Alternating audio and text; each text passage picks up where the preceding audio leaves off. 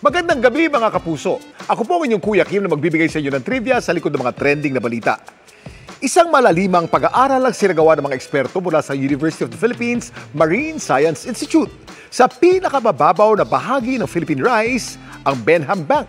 Ano kaya ang kanilang nadiskubre tungkol sa bahaging ito ng ating katubigan? Sa silangang bahagi ng Pilipinas, matatagpuan 50 meters sa ilalim ng sea surface. Ang isang seamount na mas mataas pa raw kung ikukumpara sa pinakamatayog na bundok sa bansa, ang Mount Apo sa Mindanao.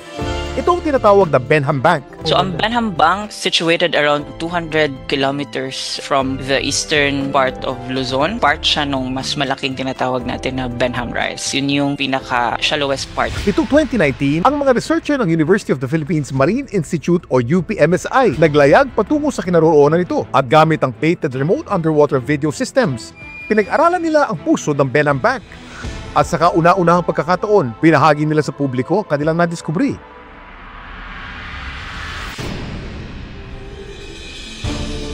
Sa Benham Bank, matatagpuan daw ang isa sa pinakamayamang deep coral ecosystem sa Pilipinas. Merong mga areas na ang coral cover is 75 to 100%. If you go around the Philippines, very limited lang yung mga areas na may ganung coral cover. And it's surprising kasi nasa malalim na siya. Yung light na nare-receive ng mga corals is not as much as when you are in the shallow reef. But then you see this very pristine environment.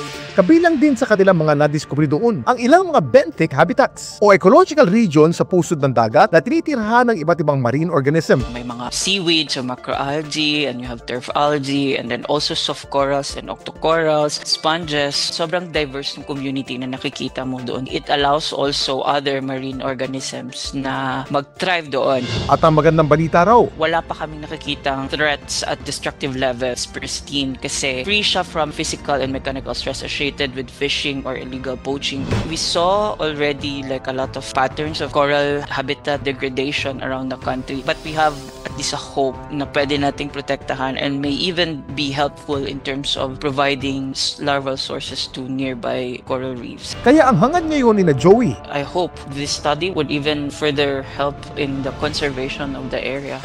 Ang Benham Bank, maliit na bahagi lamang ng Benham Rise o Philippine Rise. May ideya pa kayo kung gaano kalawak ang kabuuan nito? Kuya Kim, ano na?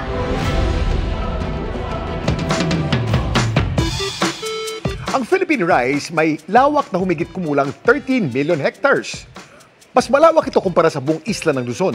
Tinawag itong noon na Benham Rise, pinangalanan sa Amerikanong Navy officer na si Andrew Benham na siyang nakadiskubre nito noong 1933. Pero taong 2017, sa bisa ng Proclamation No. 489 ni dating Pangulong Rodrigo Duterte, pinalitan ang pangalan nito. Mula Benham Rise, tinatawag na ngayon itong Philippine Rise. Samantala, para malaman ang trivia sa likod ng viral na balita, i-post o i-comment lang, #Kuya Kim, ano na? Laging tandaan, kimportante ang may alam.